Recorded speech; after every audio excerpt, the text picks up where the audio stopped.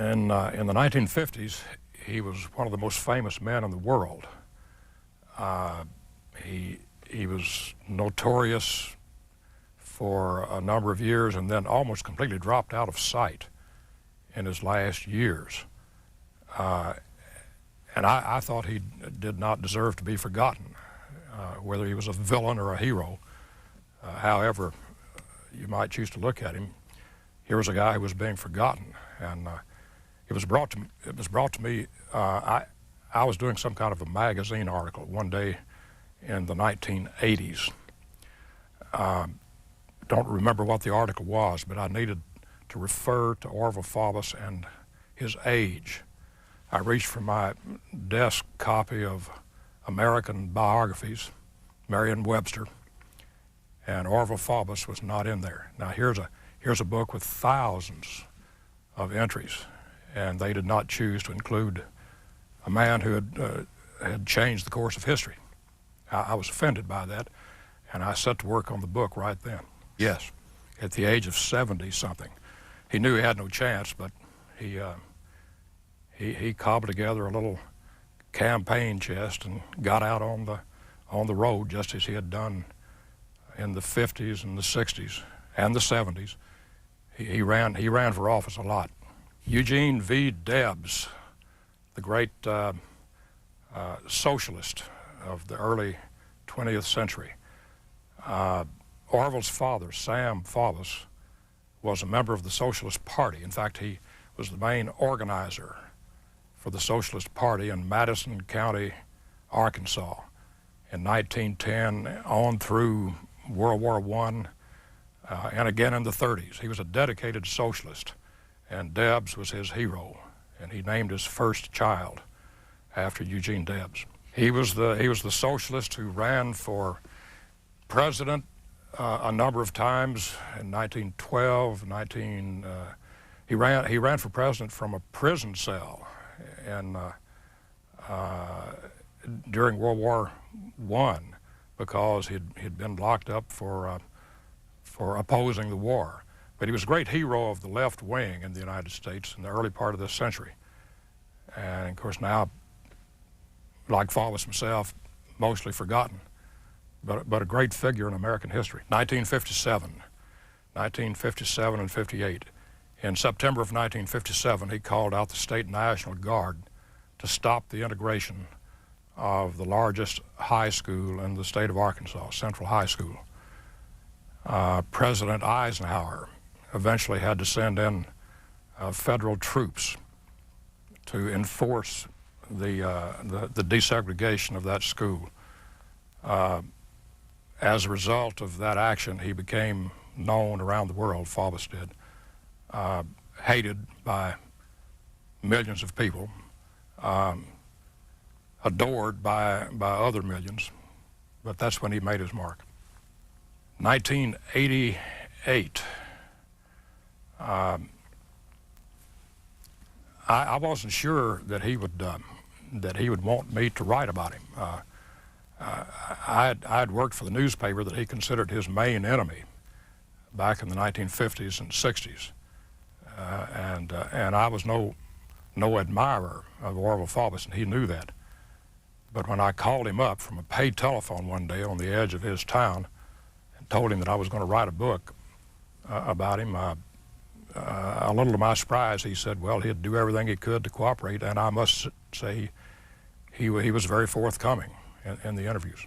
At his home in Conway, Arkansas, for the most part, a few times we traveled together to other parts of the state, up to his home territory in the Ozark Mountains, for example, and here and there at odd places where I would catch him on the fly.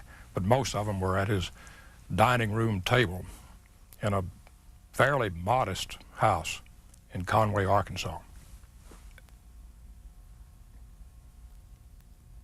I'm not sure I learned anything that was terribly surprising, except this, that I liked him in spite of all my instincts, in spite of his politics, which were always repugnant to me right to the end of his life,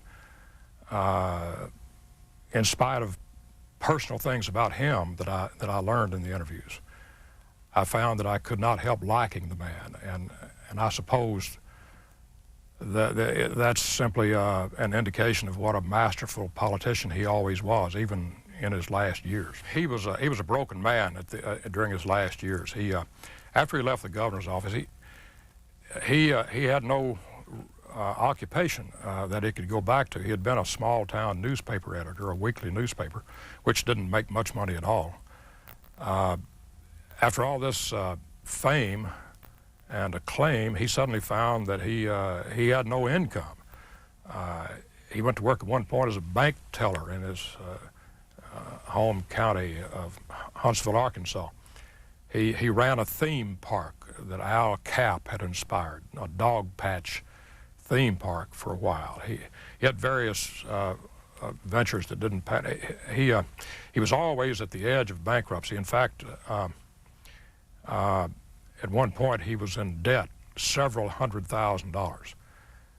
That largely because of a personal change in his life. He divorced Alta Faubus, a woman he'd been married to for 37 years, I believe, after he had taken up with a woman much younger than himself, swept off his feet in a kind of classic love affair of an older man falling head over heels for a younger woman. She turned out to cause great problems for him. She was a very expensive second wife, not in her tastes, but because she suffered bad health by selling a house that he had built under kind of scandalous circumstances at the end of his term in office as governor. He had more or less openly invited people to contribute money to help him build this mansion back up in the hills in the Ozarks. And it was indeed a mansion designed by the premier architect of that part of the United States, Fay Jones, at considerable cost. And as you might expect, when he sent out this invitation for contributions, the biggest part of the money came from people who had political favors to pay off or to ask for the future. And this was it caused a scandal, but it was a very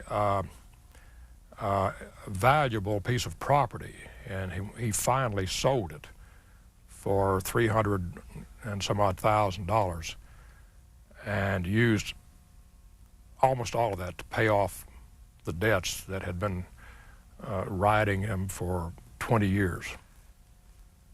Actually at the Joplin, Missouri Globe for a very short time, and then next at the Arkansas Gazette, one of the nation's great newspapers back in those days, at Hot Springs, Arkansas, which happens, of course, to be the hometown of President Bill Clinton.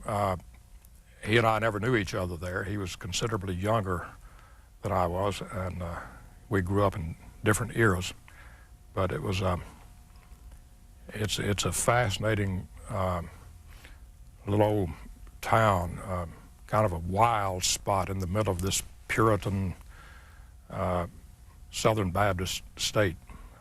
Open gambling, drinking and carousing and that sort of thing. It's kind of but it's, it has, everybody knows about Hot Springs. That's where I was born and grew up. I was indeed. In fact, Harry Ashmore was the main reason that I wanted to work at the Arkansas Gazette. He was a well-known editor already in the mid-50s when I went to work there.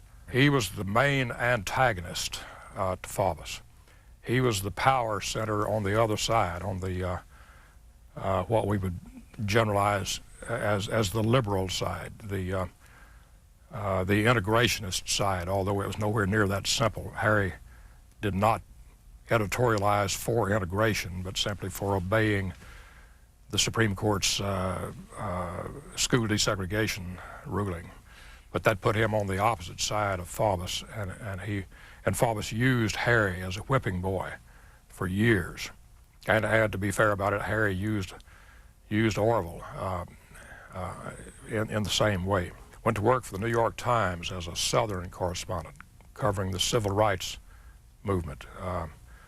In those days, the Southern Bureau of the Times was in Atlanta, which also happened to be the central gathering place for all of the main civil rights organizations, and the main figures of the civil rights movement were in and out of there all the time. 1978 or 9, I'm a little unsure, at the end of 78, I believe.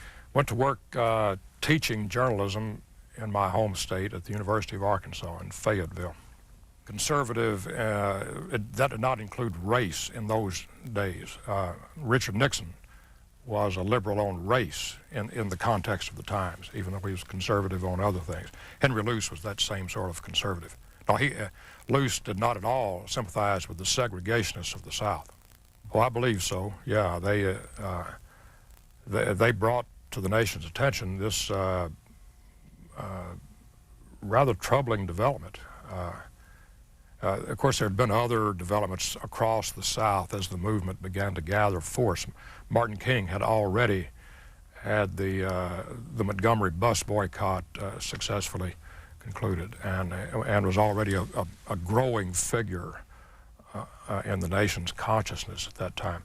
So by '57, the civil rights movement had a pretty good head of steam, but it hadn't really had any great breakthroughs, and especially in the field of school desegregation. That's why Little Rock was significant.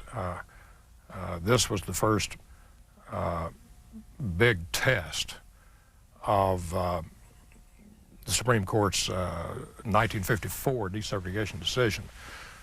And the supposition was this was going to work in Little Rock because it was a moderate Upper South town.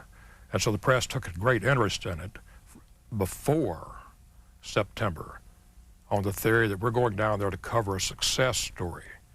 Little Rock is going to show the nation how a moderate southern city with a reasonable leadership can make integration work.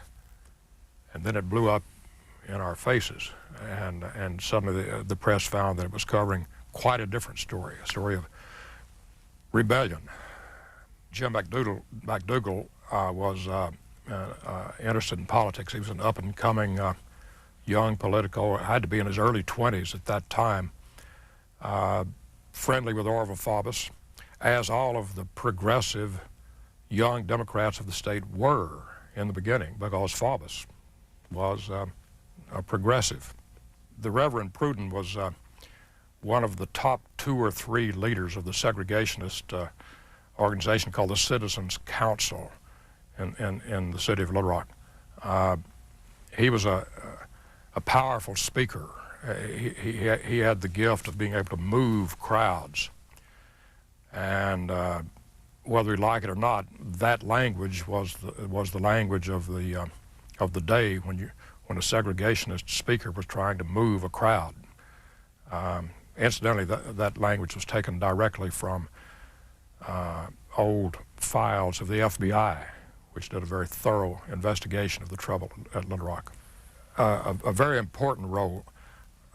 When Faubus called out the National Guard, he justified calling out the Guard on the grounds that he was preventing violence, that he had advance information that there was going to be bloodshed at Central High School, that there were caravans of armed men heading for the city, armed to the teeth, that the stores around Pulaski County had sold unusually large numbers of pistols, knives, and other weapons to young white boys and black boys that they intended to use against each other in the school.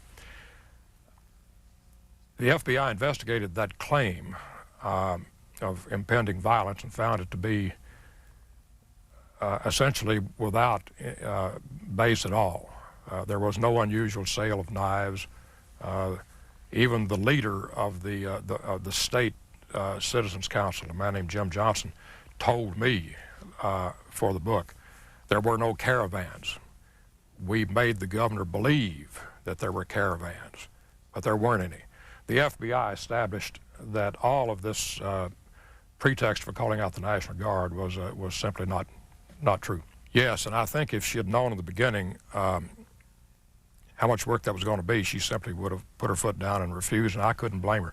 That's an enormous amount of, if you've ever transcribed a tape-recorded interview, As a reporter, I used to do it a little bit, and it's tedious, hard work. And yeah, the book simply couldn't have been done without this, because otherwise I'd have had to spend thousands of dollars, maybe $10,000 or $20,000 paying to get these things transcribed. And for a book of this sort, there simply is not that kind of money available. Members of his family, I interviewed all of them that I could find who were still alive, traveled as far as California and Washington State to interview sisters, one of whom incidentally turned out to be very critical of her brother over what he had done at Central High School. His former wife, Alta, spent many hours with me and was very helpful. His then present wife, Jan Faubus, spent a lot of time talking to me. I sought out, and in fact it was no trouble at all to find enemies of Faubus who were eager to talk about him, old colleagues of his who had been in his administration, old political friends of his, personal friends.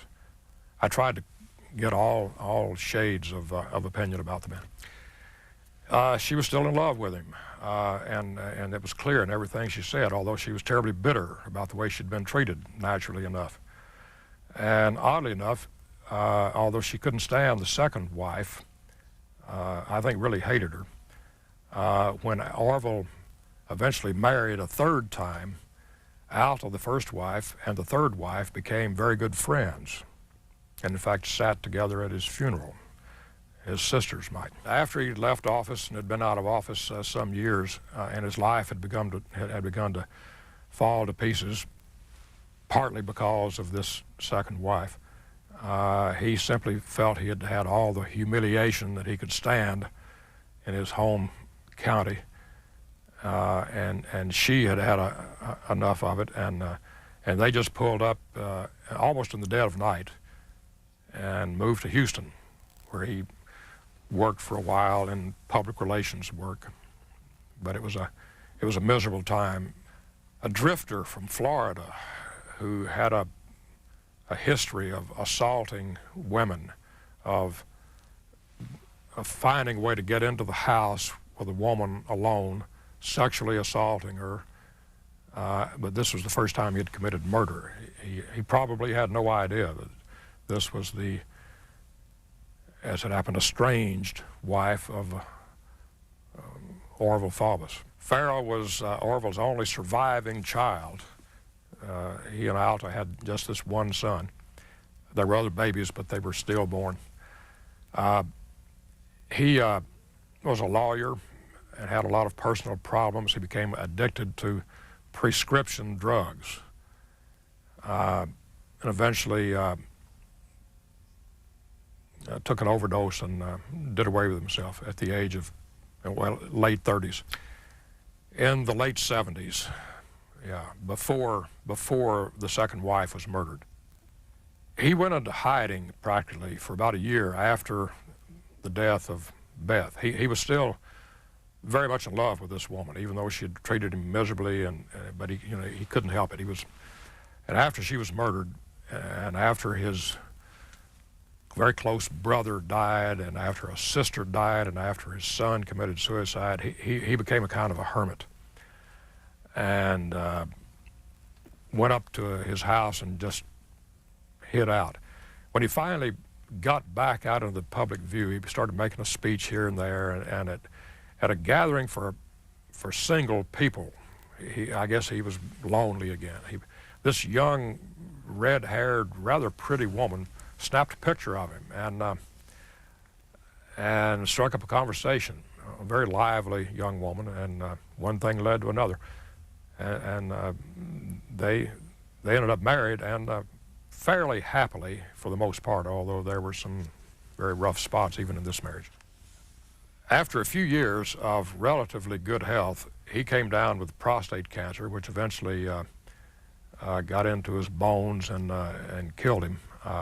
She developed breast cancer and was very sick at the time he died, even though she managed to care for him right up to, literally until the last instant of his life.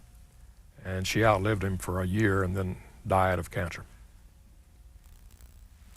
These were terribly proud men. who suffered, I think, from maybe a little too much dignity and they were a little too protective of their dignity. Their upbringing had been similar in some ways. Both had mothers that they adored. In fact, Faubus used to talk about his mother as a kind of angel. Nixon, of course, did much of the same thing. Nixon got in office by lying about his opponent for the U.S. Senate out in California. Faubus got into office by lying about his attendance at a left-wing college in the 30s. In personality, there were similarities, even to facial tics. Everybody remembers that kind of phony smile that Nixon could put on for the camera. With Faubus, it was not a smile, but a phony grimace that he had a way of twisting his mouth around that was so obviously not sincere. And over, I thought of Richard Nixon as I got to know Faubus better.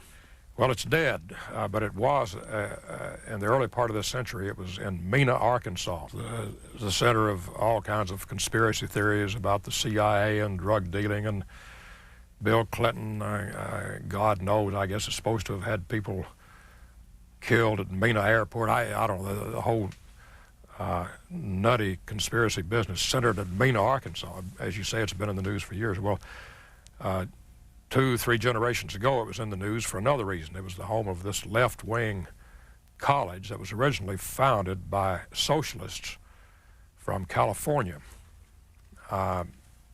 Eventually was taken over mainly by the Communist Party. It lasted 10 or 12 years altogether and had quite a distinguished history. That picture was, that's a relic of, that's one of the buildings that was left after Commonwealth was put out of business by the state of Arkansas. The buildings remained, and incidentally it's now a kind of fabulous farm again, a horse farm. But that picture, the people rule, there was supposed to be a hammer and sickle buried in the concrete in front of one of the houses. But it was a very interesting place, and Faubus ended up as a student there. According to him, when this first came to light publicly, he was there a matter of days, maybe a couple of weeks. I finally got him to admit that he was there for a full term from February through May. He was being beat about the head and ears with this Commonwealth College experience during his first campaign for governor in 1954. His opponent, the incumbent governor, a man named Francis Cherry, had found out that Faubus had attended this left-wing institution and raised it as an issue in the campaign, suggesting that Faubus was probably subversive, maybe a communist, and it was a very effective issue for a while. As the authorities began to try to shut the place down, all kinds of famous people, including Mencken, came to the support of Commonwealth. Why did it die? Was that your question? It died because the government shut it down. This was in the early days of the Red Scare. Well, no, this was one more Red Scare that we'd gone through in this country. You know, the famous Red Scare of the teens, World War I, when the Socialist Party was practically put out of business. They imprisoned people. The Alien and Sedition Act was still a big force, laughed out of existence finally. This same kind of sentiment came to life again, this anti-red sentiment, during the 30s, and it built up against Commonwealth College in that part of the United States, so that the state government finally, under a terrific pressure from the right, moved in and shut it down. As far as he had any true belief, I think he became a right-winger. He was not in the beginning. I doubt whether he had any deeply held political convictions. He respected his father's socialism and agreed with a lot of it. It was obvious even as a man in his 80s, he still had good things to say about certain parts of the socialist platform, and with great appreciation could recite the words of a speech that he had heard 60, 70 years before from an old socialist about how the capitalist system preyed on the weak and the poor. And he could talk about that all that with great sincerity and I think with approval. On the other hand, after he was governor and after he became a symbol of segregation, more willy-nilly, he fell in with that crowd and I think had to justify his actions, and day after day began to talk like a right-winger, and I think finally began to believe what he was saying. And toward the end of his life, he supported Republicans. For example, he gave quiet help to Richard Nixon in his campaigns, and Ronald Reagan was a great favorite of his. One of his personal friends toward the end of his life was Gerald L.K. Smith, the famous anti-Semite and hellraiser on the right wing. So I think he became a true believer. He hated the idea of the 60s, the hippies and the protest movement, and that cemented this right-wing streak in him. That's the man. His name is W.R. Stevens, Whit Stevens, as everybody in Arkansas knew him. He was one of the great buccaneers of American finance, and not terribly well known outside of Arkansas. Arklaw was a natural gas company. Whit got his hands on Arklaw at a kind of fire sale back in the 50s, and saw a chance to make some money using all kinds of questionable deals, but mainly relying on politics. By then he was a political friend of Orval Faubus, and he had a particular scheme that he wanted to put through the legislature to legalize a certain policy that gas companies could use. Never mind that the Supreme Court had said that you can't do this. Whit got the Arkansas legislature to pass it. Mike McClarty, years later, became the president of the Arklaw Gas Company, long after Stevens had left the company. Well, he maintained an interest, but Whit went on to bigger and better things and kind of turned Arklaw over to other people. But that's the same company, yes. Excuse me, I wouldn't want to leave that hanging there as a suggestion that Mike McClarty was a tool of Whit Stevens or a corrupt figure in any way, because when McClarty ran the company, it had become a different kind of organization altogether, and as far as I know, he was completely above board and honest in the way he ran that company. Yes. A dog that he had sort of inherited from his troubled son after the son was too drug addicted to take care of it. Orval loved dogs all of his life. He told me once about having to shoot a dog in other circumstances, a dog that some neighbor had abandoned, and Orval took it in, and then Orval had to go off somewhere, and there was nobody to take care of the dog. And in those days, the honorable thing to do was simply to destroy the animal. And all these years later, it troubled him that he had to take that poor dog out with a shotgun and shoot it. McCready was, in some ways, the love of his life, if you discount the abortive love affair with Elizabeth Westmoreland. Of all the dogs he had, and he had a lot of them, McGreedy was his favorite. The dog went with him everywhere in the car, and one day he had to go to town, and the car wanted McGreedy to stay behind. McGreedy wanted to go, ran after the car, got under the wheel, and was run over and killed, and it broke Orval's heart, literally broke his heart. He never got over that. He told me in an interview very late in this process, when we were talking about his political past mainly and how he had acted. I never got him to admit that he had ever done anything wrong in politics. He had a justification for everything, every move he had made. And he volunteered this one day. He said, people sometimes say, you know, if you could live your life over, what would you do differently? And he said, I know at once what my answer would be. If I could change any one thing, it would be the instant when I ran over that little dog. I would change that. There was an organized boycott by the segregationist movement. A very successful campaign, as it turned out. The Gazette was an easy target because as passions were stirred in the white community, even people who were not born haters, even people who were not vicious in their racism, you know, the kind of garden variety racism that most white Southerners indulged in those days, needed somebody to be mad at during this episode. And the Gazette made a very convenient target for their anger. And so when the Citizens Council, the statewide Citizens Council, put out word we should boycott this newspaper and boycott the advertisers who spend money in that newspaper and cut off your subscription to that newspaper, it succeeded very well for a while. Now the paper, I should point out, the paper never actually went into the red. That loss of $5 or $6 million was money. That was revenue that didn't come in that would have based on ordinary expectations, but didn't because of this, and it went on for the better part of a year, more or less successfully. The Arkansas Gazette is dead.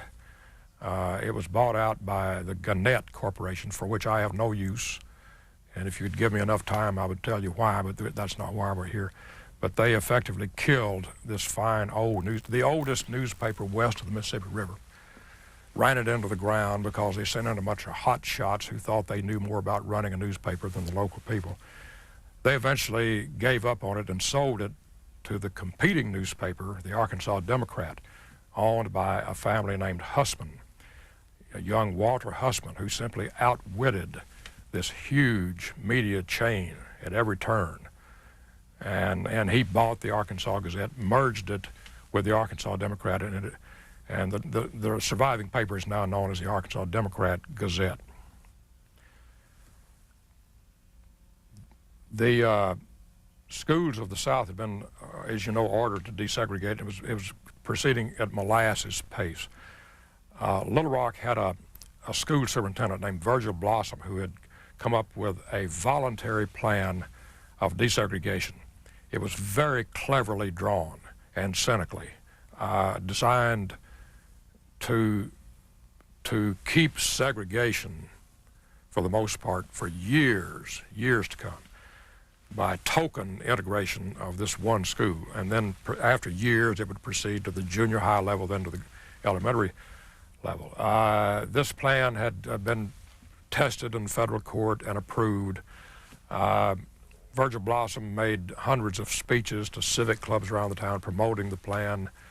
The general opinion in public was that it was going to succeed because there was no way it could fail. Everybody seemed, there was no organized opposition until just weeks before the opening of a school. And then the Capital Citizens Council, which was a small organization, only maybe 500 members at the outside, began to agitate. They brought in Governor Marvin Griffin from Georgia, a very well-known segregationist official, to speak at a rally, and he whipped up the crowd, and there were other developments along the line. Faubus began to get nervous. Faubus had kept hands off, and from all indications was going to have nothing to do one way or the other with the integration of Central High School. The Southern Manifesto came in 1956, a year before the events of 1957. And in my opinion, this is when the real massive resistance took hold in the South. The Southern Manifesto was a document drawn up by some of the more rigid segregationist members of the United States Congress. Strom Thurmond was prominent in this. The manifesto said, in effect, that the Supreme Court decision ordering school desegregation was illegal. Brown versus Board was illegal, unconstitutional, misreading of the law and history, and ought to be resisted by every lawful means. All but a handful of Southern senators and representatives signed this manifesto because the pressure to sign built up to the point when it would have been political suicide not to sign it. Fulbright signed it with great reluctance, and only after getting it altered in its language to modify it to some extent. Brooks Hayes, a famous liberal of the time, president of the Southern Baptist Convention back when it was a liberal. He was a congressman, and he had to sign it, and he hated it, and he regretted it the rest of his life. I believe that. Of course, I did not know President Eisenhower. I never went hunting with him in Georgia on the old slave plantations. I don't know, but from things from history I've read, from biography, I'm pretty sure that he, in his personal belief, was more nearly a segregationist than Orval Faubus. Faubus was not a segregationist. He was simply not. And don't hold me to the numbers, but about 3 weeks after the opening day of school that year, Faubus called out the guard the night before school opened, and things rocked along in a kind of a limbo for about 3 weeks. There was an abortive meeting between the governor and the president up at Newport, Rhode Island. They had to get Ike off the golf course to come to this meeting, and they thought they had an agreement. Well, Eisenhower apparently thought he had persuaded Faubus to go back home and use those same state guardsmen to protect the 9 Negro children. Faubus's view of it is that they had no such agreement, that in fact he felt tricked by Eisenhower's Attorney General, Herbert Brownell. He thought he had talked the president into agreeing to a delay to give time to cool off.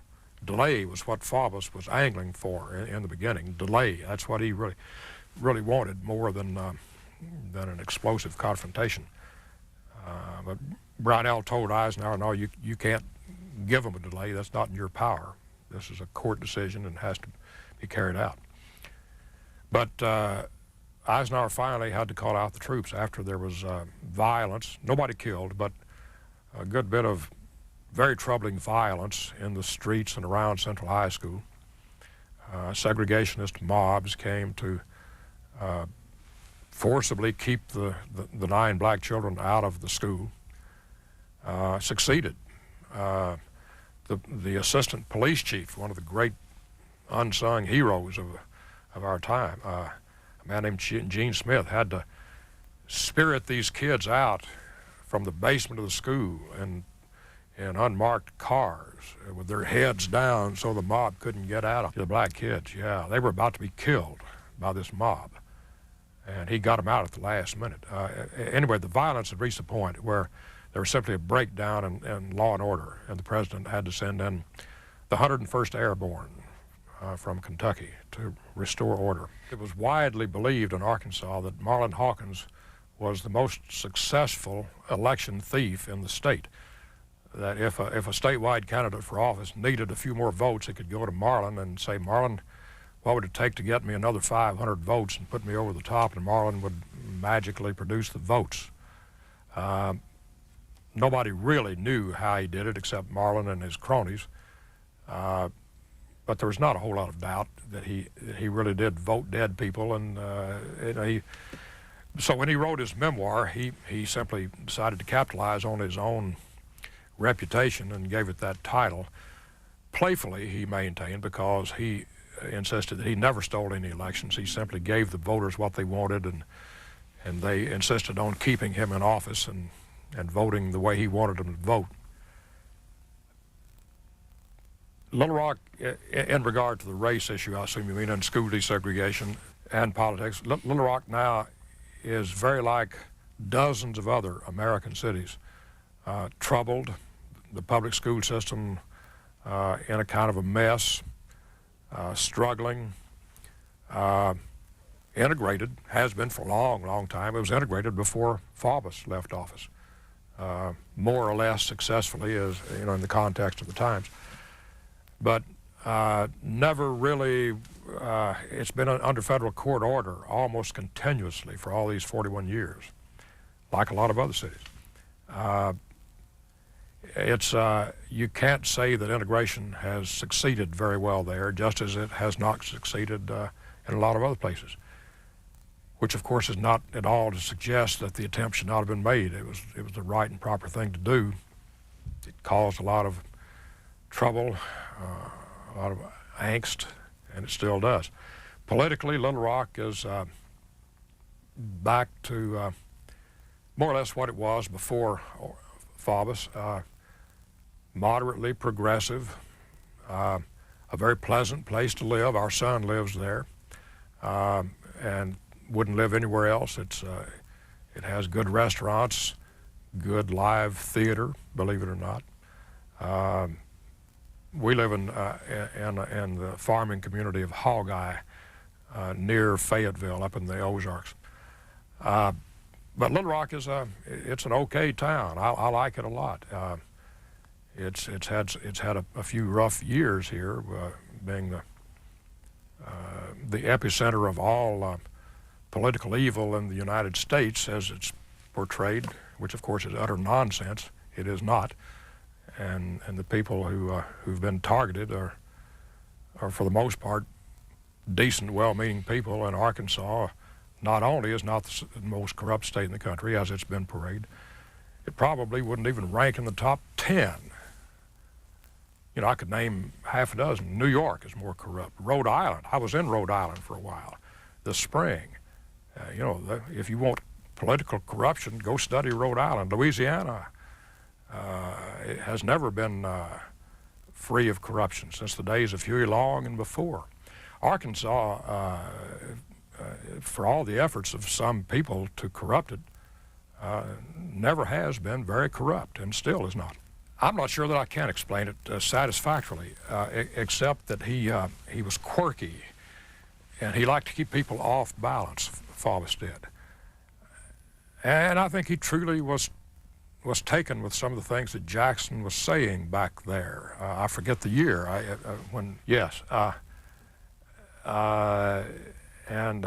he liked what Jackson had to say, because Jackson is a kind of populist of the sort that Faubus was in his early years. And of course it cost him nothing to endorse Jesse Jackson, and it got some attention for a while. And I don't know what Jackson might have thought of the endorsement. I simply never heard whether he appreciated it or not. I think Orval Faubus, in the American mind, as far as he's remembered at all, is thought to be a raving segregationist on the order of George Wallace before Wallace repented.